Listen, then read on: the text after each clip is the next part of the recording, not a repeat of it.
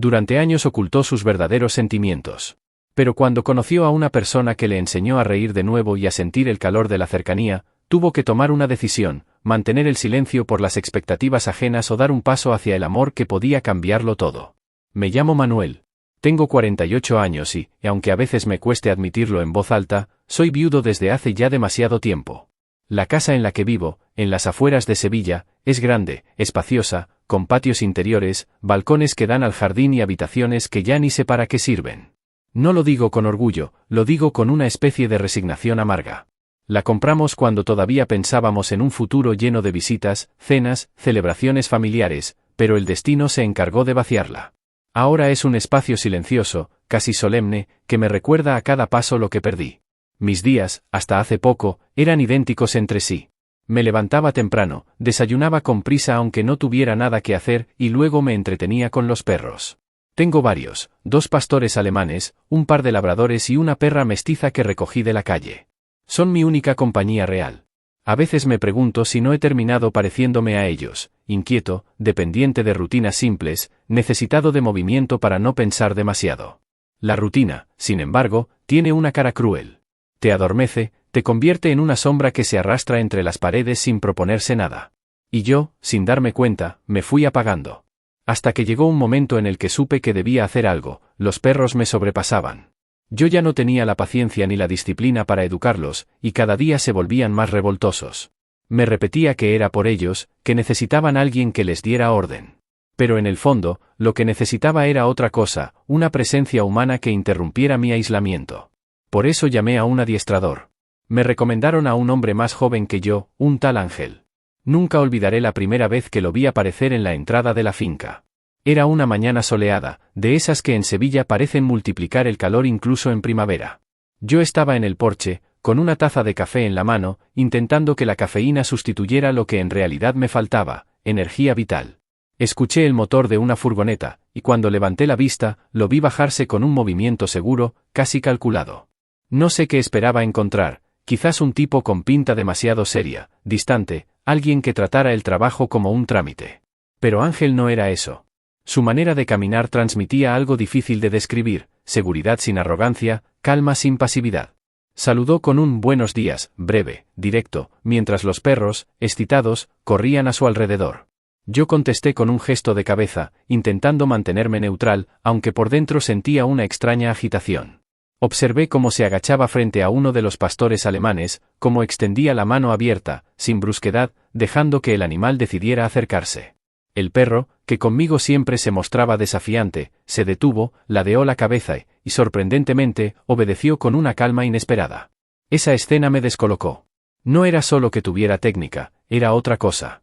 Había una especie de lenguaje invisible entre él y los animales, una conexión que yo nunca había logrado. Los perros no parecían obedecer por obligación, sino por confianza. Me quedé mirándolo demasiado tiempo. Lo reconozco. Y cuando él levantó la cabeza y me sostuvo la mirada, sentí un golpe en el pecho, como si me hubieran descubierto espiando. Sus ojos eran claros, firmes, pero no fríos.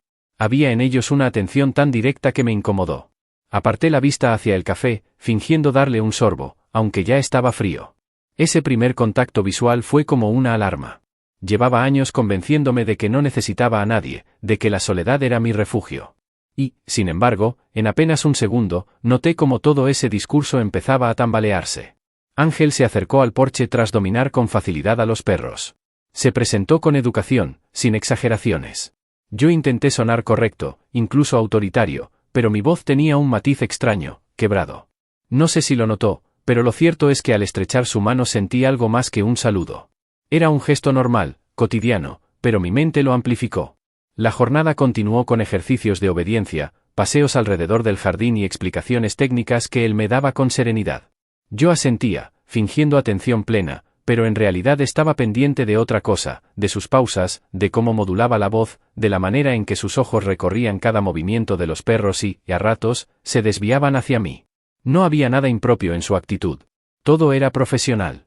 Y quizá precisamente por eso me generaba tanta intriga. Esa normalidad, esa calma, contrastaba con la tormenta que se desataba en mi interior. Recuerdo un instante en particular. Uno de los labradores se escapó hacia la fuente y casi tira una maceta al suelo. Yo fui tras él con torpeza, pero Ángel llegó primero. Lo corrigió con un gesto mínimo, apenas un silbido y un leve movimiento de la correa. El perro se calmó al instante. Yo me quedé parado, observando. Y cuando Ángel me miró, noté que su gesto decía más de lo que sus palabras se habrían atrevido. Era como si en esa mirada hubiera una pregunta escondida, una provocación sutil que yo no estaba preparado para responder. Volví a casa esa noche con la cabeza revuelta. El trabajo con los perros había sido un éxito, sí, pero no era eso lo que me daba vueltas. Era él. Su presencia había alterado la paz artificial en la que me había refugiado. Esa tranquilidad muerta que yo llamaba rutina había sido quebrada en unas pocas horas. Me tumbé en la cama, en el silencio que de costumbre me aplastaba, y por primera vez en mucho tiempo no sentí únicamente vacío. Sentí inquietud, expectación, miedo. Pero también algo más peligroso, la sospecha de que mi vida, tal y como la había mantenido congelada, estaba a punto de cambiar. Con el paso de los días, la presencia de Ángel en mi casa dejó de ser una novedad y empezó a convertirse en un hábito. Un hábito extraño, inesperado, casi clandestino dentro de mi propia rutina, porque aunque yo mismo lo había contratado, sentía que cada vez que lo veía aparecer por el camino de grava hacia la entrada, algo en mí se agitaba como si hubiera estado conteniendo la respiración desde la última vez. No era solo cuestión de los perros, aunque los progresos eran evidentes. Lo que me atrapaba era otra cosa, difícil de reconocer incluso para mí. Yo, que siempre había presumido de autocontrol, de no dejar que nadie atravesara el muro de silencio que había levantado tras la muerte de mi mujer, me descubrí pendiente de la hora en que su furgoneta llegaba, del sonido de la puerta al cerrarse, de la firmeza de sus pasos cuando entraba al jardín. Era como si de pronto la monotonía de mis días hubiera sido interrumpida por una nota de música inesperada que se repetía cada mañana y cada tarde. Al principio me engañaba diciéndome que se trataba de los perros, de su educación, de lo mucho que necesitaban disciplina. Pero cada jornada juntos me dejaba más claro que lo que realmente me mantenía alerta no era el progreso de los animales, sino la forma en la que Ángel ocupaba los espacios de la casa, y sin querer, también los míos. Observaba cómo manejaba a los perros con una mezcla de firmeza y paciencia que yo nunca había tenido. Sus palabras eran pocas, medidas, pero lograban un efecto inmediato. Los animales, que conmigo siempre parecían tener un exceso de energía, con él se transformaban en criaturas dóciles, atentas, casi obedientes por gusto. Era fascinante verlo trabajar, no imponía, no forzaba, más bien convencía. Y esa forma de persuadir, de hacerse escuchar sin alzar la voz, me provocaba una sensación que iba más allá de la admiración. A veces me sorprendía observándolo con una atención que me incomodaba.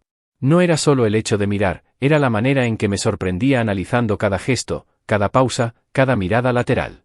Cuando me descubría en esa actitud, giraba la cabeza hacia otro lado, fingiendo interés en cualquier cosa, el movimiento de los perros, el estado de las plantas del jardín, incluso la textura del suelo bajo mis zapatos.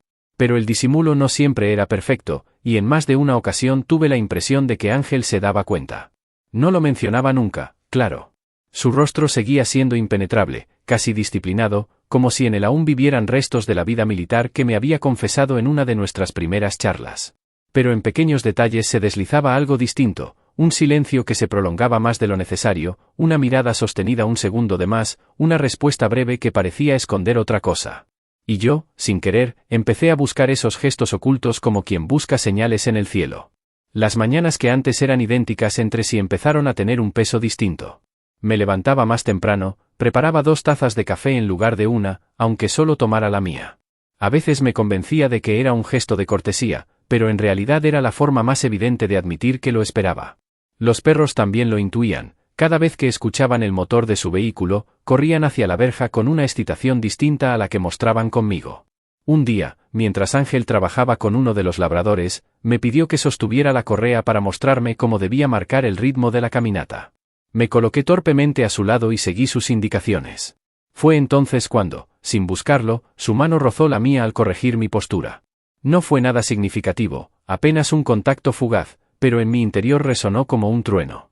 Me esforcé en aparentar naturalidad, en mantener la atención en el perro, pero mi respiración se desajustó sin que pudiera evitarlo. No dije nada y él tampoco, pero aquel instante se quedó grabado en mí como una provocación silenciosa. La intriga de esos momentos me perseguía cada noche. Me repetía que estaba exagerando, que lo interpretaba todo de manera equivocada, que no podía darle ese peso a simples coincidencias. Pero cuanto más intentaba convencerme de eso, más evidente se hacía que cada detalle contaba, que cada encuentro tenía la fuerza de un secreto a medio revelar. Con el tiempo, las conversaciones con Ángel se volvieron más frecuentes, aunque seguían siendo sobrias. Hablábamos de los perros, de técnicas de adiestramiento, de rutinas de alimentación. Sin embargo, entre sus frases medidas se escapaban de vez en cuando retazos de su vida, una misión en el extranjero, un recuerdo de infancia, un comentario sobre la dureza de aprender a confiar en alguien. Eran pinceladas que no formaban un cuadro completo, pero que despertaban en mí la necesidad de conocer más, de entender qué había detrás de ese hombre que parecía tenerlo todo bajo control. Yo también me descubrí compartiendo más de lo que pensaba. A veces, mientras caminábamos por el jardín con los perros trotando delante, le hablaba de mi mujer, de lo mucho que había significado para mí, de la soledad que se me había quedado como herencia. Él escuchaba en silencio, sin interrumpir, y ese silencio no era vacío, era la clase de atención que hace que uno se atreva a decir lo que llevaba demasiado tiempo callando. Cada día juntos iba construyendo algo invisible, una red de confianza que no necesitaba ser nombrada. Y, sin embargo, esa misma red me generaba inquietud. Porque cuanto más esperaba sus visitas, más consciente era de que algo dentro de mí se estaba transformando. Yo, que había decidido no volver a abrir la puerta de mi vida privada a nadie, empezaba a desear cada vez más esos instantes compartidos. Una tarde, mientras el sol caía lento sobre el patio, observé cómo Ángel jugaba con los perros después de un entrenamiento exitoso. Los animales lo rodeaban, ladraban con alegría y se dejaban caer sobre la hierba, agotados y felices. Yo lo miraba desde la terraza, y de pronto me asaltó una sensación que me desconcertó. La casa, que durante años había sido un mausoleo de recuerdos, parecía llena de vida otra vez. Y no era por los perros, era por él. Ese pensamiento me golpeó con fuerza. Me di cuenta de que ya no se trataba de una colaboración profesional, de un simple contrato de adiestramiento. Lo que estaba ocurriendo era mucho más profundo, y aunque me aterraba reconocerlo, no podía negarlo. Empecé a preguntarme qué significaba todo aquello, hasta dónde estaba dispuesto a dejar que avanzara, qué precio tendría que pagar por permitir que alguien irrumpiera en la fortaleza de mi soledad. Las dudas eran muchas, pero la expectativa lo era aún más. Y en ese conflicto, entre el miedo y la atracción, se iba tejiendo cada jornada nuestra historia compartida. Al despedirse, cada tarde, sentía una punzada extraña. Lo veía recoger sus cosas, cargar el equipo en la furgoneta, saludar con un gesto breve. Y yo me quedaba en el porche, observando cómo el vehículo se alejaba por el camino. La villa volvía a quedarse en silencio, pero ese silencio ya no era el mismo. Era un silencio lleno de preguntas, de insinuaciones, de la certeza de que algo había comenzado y que ninguno de los dos estaba dispuesto a nombrar todavía. Y así, sin proponérmelo, empecé a esperar cada día con una ansiedad distinta. No por los perros, no por la rutina, sino por él. Por esa sensación de que en cada encuentro se escondía una provocación muda, una intriga que me empujaba hacia un terreno desconocido. Un terreno que, aun sin atreverse a mostrarse del todo, me estaba devolviendo la posibilidad de sentir de nuevo. Durante semanas pensé que aquello que estaban haciendo entre Ángel y yo podía permanecer en silencio, protegido dentro de los muros de mi casa y de los paseos por el jardín con los perros. Era un pacto tácito, nadie tenía por qué saber nada, nadie tenía por qué juzgar, y esa ilusión de secreto me daba una falsa seguridad. Pero en una ciudad como Sevilla, donde las miradas ajenas parecen multiplicarse y las lenguas siempre encuentran un motivo para hablar, no existe el silencio absoluto. No supe exactamente cuándo empezaron los rumores. Quizá fue aquella tarde en la que un vecino nos vio caminar juntos por la vereda, los perros trotando a nuestro alrededor y él corrigiendo mi postura con la paciencia de siempre. O quizá fue en el mercado, cuando coincidimos por casualidad y charlamos más de lo que la gente consideró normal. Sea como fuere, lo cierto es que el murmullo se encendió como una mecha. Primero eran susurros, frases a medias, comentarios disfrazados de curiosidad. Después se transformaron en preguntas directas, en insinuaciones con sonrisa torcida, en la incomodidad de los silencios prolongados cuando yo entraba en una habitación. Uno de los primeros en abordarme fue Julián, un viejo amigo con el que había compartido décadas de confidencias y negocios. Me citó en un bar del centro, con la excusa de ponerse al día. Pero apenas habíamos pedido café cuando bajó la voz y me soltó, sin rodeos. Se habla mucho de ti, Manuel. Demasiado. ¿Es verdad lo que dicen? Me quedé helado. No esperaba que la pregunta llegara con tanta crudeza. Fingí ignorancia, pregunté qué se suponía que decían, aunque en el fondo ya lo sabía. Julián me miró como si buscara confirmar con mis ojos lo que no quería escuchar de mi boca. ¿Qué pasas demasiado tiempo con ese chico, que no es solo trabajo? Y se inclinó sobre la mesa, que no es la imagen que deberías dar. No respondí al instante. Mi primera reacción fue de rabia, ¿qué derecho tenía él a juzgarme? pero tras la rabia vino la punzada de miedo. Porque entendí que ya no se trataba de un comentario aislado, sino de algo que empezaba a crecer, a extenderse. Contesté con evasivas, asegurando que eran tonterías, que la gente habla por hablar. Sin embargo, su mirada de desconfianza me acompañó mucho después de que nos despidiéramos. Los días siguientes fueron una prueba constante. En el club social al que solía ir, noté cómo las conversaciones se interrumpían al llegar yo, cómo las sonrisas eran demasiado tensas, cómo las bromas tenían un filo oculto. Nadie me lo decía de frente, pero la sospecha se respiraba en el aire. Y lo peor era que yo mismo me sentía desnudo, como si en cada gesto se delatara lo que todavía no había confesado ni a mí mismo del todo. La verdadera estocada llegó cuando mi hijo, Carlos, me llamó por teléfono. Su voz sonaba más dura de lo habitual, cortante, como si hubiese ensayado cada palabra antes de marcar mi número. Papá, dijo sin saludar siquiera, me han llegado cosas que no sé ni cómo decirte. ¿Es verdad que ese hombre está más tiempo en la casa que yo? ¿Es verdad que...? Se detuvo, pero el silencio era peor que cualquier frase completa. Intenté mantener la calma, pero mi garganta se cerraba. Ángel es el adiestrador de los perros, nada más, contesté, con un tono que sonaba más a excusa que a explicación. Carlos respiró hondo, y en ese suspiro escuché su enfado y su decepción. La gente dice otras cosas. Y si son ciertas, no lo entiendo, papá. No después de mamá. No puedes hacer algo así. Esas palabras me atravesaron. No porque fueran una acusación justa, sino porque llevaban el peso del recuerdo de su madre, de la mujer a la que había amado y perdido. Sentí que Carlos me estaba colocando en un juicio imposible. Cualquier paso hacia adelante en mi vida era interpretado como una traición al pasado. Colgué la llamada con las manos temblorosas. Por primera vez desde que Ángel había llegado a mi vida, me pregunté si estaba dispuesto a pagar ese precio. Porque ya no era solo mi soledad lo que estaba en juego, era mi relación con mi hijo, era la forma en que mis amigos y vecinos me verían a partir de ahora. Esa noche apenas dormí. Caminé por los pasillos de la casa, los mismos que durante años habían sido mudos testigos de mi aislamiento, y noté cómo las paredes parecían ahora acusarme también. Recordé la mirada de Julián, la voz de mi hijo, los comentarios velados de los demás. Todo formaba un coro de juicio que me ahogaba. Al día siguiente, cuando Ángel llegó como siempre para trabajar con los perros, me encontré con un dilema. Parte de mí quería detenerlo en la entrada, decirle que ya no hacía falta, que no podía permitirme seguir alimentando rumores. Pero otra parte, más fuerte y más visceral, necesitaba verlo, necesitaba esa presencia que en medio de todo el ruido me recordaba que aún era capaz de sentir algo distinto al miedo. Él notó mi tensión desde el primer momento. No tuve que decir nada. Su mirada se posó en mí con la misma calma de siempre, pero detrás había una chispa de comprensión que me desarmó.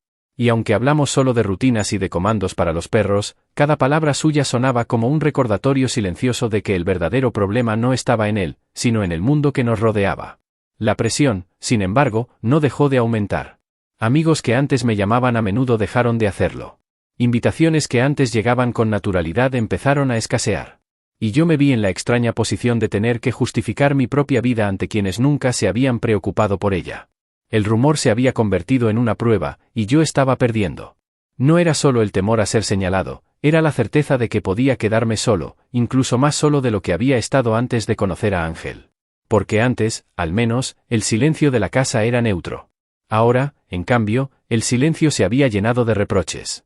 Y en medio de todo, yo debía decidir si ceder al juicio de los demás o mantenerme firme en esa pequeña luz que había encontrado. Una luz que, aunque frágil, me ofrecía algo que no había sentido en años, la posibilidad de volver a vivir. No recuerdo el día exacto en que la presión se volvió insoportable, pero sí recuerdo la sensación, como si el aire se espesara y cada mirada en la calle pesara el doble. Vivía entre rumores y silencios incómodos, como si mi vida se hubiese convertido en un escaparate en el que todos opinaban sin conocer nada. Yo llevaba semanas intentando sostener una fachada, fingiendo normalidad, respondiendo con frases evasivas, pero dentro de mí crecía una pregunta que no me dejaba dormir: ¿cuánto tiempo podía seguir así? Un atardecer, después de una jornada en la que los perros apenas respondían porque mi ánimo los contagiaba, Ángel me pidió que nos sentáramos en el porche. El sol caía sobre los naranjos, tiñendo el cielo de un rojo encendido que parecía anunciar tormenta, aunque el aire era seco. Yo intenté hablar de cualquier cosa banal, del entrenamiento, de la comida de los animales, pero él me interrumpió con un tono distinto, más grave. Manuel, no podemos seguir fingiendo que esto no nos afecta. Me quedé quieto. Sabía a qué se refería, pero escuchar la frase en voz alta me desarmó. No supe qué responder. Él me sostuvo la mirada, sin agresividad, pero con una firmeza que me resultó imposible esquivar. Toda mi vida, continuó, he aprendido a esconderme. Primero en casa, después en el ejército. Siempre fingiendo ser alguien que no era, porque me enseñaron que lo contrario era peligroso. He pasado años en la sombra, aguantando bromas, soportando comentarios, callando para sobrevivir. Pero ahora no quiero volver atrás. Sus palabras se clavaron en mí como un espejo. Era la primera vez que lo escuchaba hablar de sí mismo con esa crudeza. Hasta entonces, Ángel había sido un hombre de pocas confesiones, alguien que controlaba cada gesto. Pero esa tarde se desnudaba de otra forma, no con el cuerpo, sino con la verdad. Yo también tengo miedo, le dije, casi en un susurro. He perdido tanto que lo único que me quedaba era la calma de esta casa, aunque fuera una calma vacía. Y ahora siento que voy a perder otra vez, porque todo el mundo me juzga. Mi hijo, mis amigos, hasta mis vecinos. Él asintió despacio, como si comprendiera palabra por palabra. Lo sé. Y puede que lo pierdas. Puede que perdamos. Pero lo único que de verdad no podemos permitirnos perder es a nosotros mismos. Guardamos silencio un largo rato. Los perros descansaban a nuestros pies, ajenos a la carga que flotaba en el aire. Yo escuchaba el latido en mis sienes, la mezcla de temor y alivio por oír lo que durante tanto tiempo me había repetido en voz baja. La diferencia era que ahora no estaba solo. Fue en ese instante cuando entendí que la decisión no era solo mía. Ángel había elegido ya, no volver a la sombra. Y si yo quería seguir a su lado, debía elegir también. Los días siguientes fueron una batalla interna. Cada vez que salía a la calle, los comentarios velados me perseguían. Cada llamada de Carlos, mi hijo, era un recordatorio de la distancia que se había abierto entre nosotros. Pero dentro de mí, algo empezaba a cambiar. Porque por primera vez en años sentía que había algo más fuerte que el miedo, la convicción de que merecía vivir con honestidad, aunque doliera. Cuando finalmente se lo confesé a un par de amigos de verdad, lo hice con la voz temblorosa, preparado para el rechazo. Y, para mi sorpresa, no lo hubo. Al contrario. Uno de ellos, Antonio, me puso la mano en el hombro y me dijo: ya era hora de que dejaras de cargar solo. Nadie debería tener que esconder lo que le da vida. Esas palabras fueron un respiro en medio de la asfixia. Comprendí que, aunque muchos me darían la espalda, también habría quienes se quedarían. Y que esos pocos valían más que una multitud de voces hostiles. La primera vez que invité a Ángel a cenar con ellos en la terraza fue una prueba de fuego. Tenía miedo de las miradas, de los gestos, de los silencios incómodos. Pero la velada transcurrió con una naturalidad inesperada. Entre risas, vino y anécdotas, la tensión inicial se disolvió. Nadie necesitó ponerle nombre a lo que había entre nosotros, bastaba con aceptarlo. Esa noche, después de que todos se marcharan, me quedé largo rato en la mesa vacía, escuchando el eco de las voces que aún parecían flotar en el aire. Sentí una paz que hacía años no conocía. Porque entendí que lo que estábamos construyendo no era solo una relación clandestina, era una forma de resistencia. Pero no me engañaba, los riesgos seguían ahí. Sabía que los comentarios no desaparecerían, que Carlos necesitaría tiempo para comprender, que algunos viejos conocidos preferirían verme aislado antes que libre. Aún así, la decisión estaba tomada. Ángel y yo no íbamos a escondernos más. La mañana siguiente, cuando lo vi llegar con los perros corriendo a su encuentro, algo en mi interior se serenó. Ya no me importaba si alguien nos veía caminar juntos por el jardín, si alguien comentaba al pasar frente a la verja. Porque lo que compartíamos no era un error ni un secreto vergonzoso. Era simplemente lo que éramos. Y por primera vez en muchos años, sentí que la palabra esperanza volvía a tener sentido. No porque el camino fuera fácil, sino porque ahora lo recorría acompañado. Nunca pensé que un simple gesto como preparar una mesa en el jardín pudiera tener tanto peso. Esa tarde, mientras colocaba los platos y las copas bajo las luces colgadas entre los naranjos, sentía que estaba a punto de cruzar una frontera invisible. No era una fiesta ostentosa ni un acontecimiento público, solo una cena tranquila con unos pocos amigos cercanos, pero para mí significaba mucho más. Era la primera vez que abría las puertas de mi casa y de mi vida sin máscaras ni excusas. Ángel llegó temprano, como siempre. Venía con una naturalidad que contrastaba con mi nerviosismo. Yo me movía de un lado a otro, revisando detalles insignificantes, si había suficiente pan, si el vino estaba lo bastante frío, si las velas resistirían el viento, mientras él se limitaba a observarme con esa calma que ya conocía. No hacía falta que dijera nada, su presencia era suficiente para recordarme que el miedo no debía gobernar aquella noche. Cuando los primeros invitados cruzaron la verja, sentí un nudo en el estómago. Eran amigos de años, personas que habían estado conmigo en momentos importantes, pero también los mismos que me habían mirado con desconfianza semanas atrás, cuando los rumores empezaron a circular. Me preguntaba qué verían ahora, si vendrían a compartir una cena sincera o a examinar cada gesto. La mesa se llenó poco a poco. Entre los asistentes estaba Antonio, el amigo que me había mostrado su apoyo sin reservas, estaba Carmen, vecina leal que siempre supo leer entre líneas sin juzgar, y también otros cuya opinión era más incierta. El ambiente, al principio, fue de cautela. Se hablaba del trabajo, del calor que ya se adelantaba en Sevilla, de las últimas noticias de la ciudad. Yo participaba en la conversación, pero por dentro esperaba el momento en que alguien se atreviera a señalar lo evidente, que Ángel y yo estábamos sentados uno junto al otro, como dos personas que ya no necesitan esconderse. Ese instante no tardó en llegar. Durante la segunda copa de vino, uno de los presentes, con una sonrisa forzada, comentó: «Manuel, parece que tienes nueva compañía en casa». Las palabras flotaron en el aire, cargadas de la provocación que yo había temido. Todos guardaron silencio por un segundo, y pude notar cómo las miradas se posaban sobre mí, esperando una reacción. Mi corazón latía con fuerza, pero antes de que yo pudiera responder, Ángel habló con serenidad. «No soy compañía nueva. Soy parte de su vida». Hubo un murmullo breve, casi un suspiro colectivo. Yo me mantuve firme, asintiendo despacio. No quise añadir justificaciones ni excusas. Por primera vez, no me escondía. Lo que siguió fue revelador. Algunos sonrieron con naturalidad, como si ya lo hubieran comprendido hacía tiempo. Otros se limitaron a cambiar de tema, evitando profundizar. Y hubo quienes se mostraron incómodos, removiendo el vino en sus copas sin saber qué decir.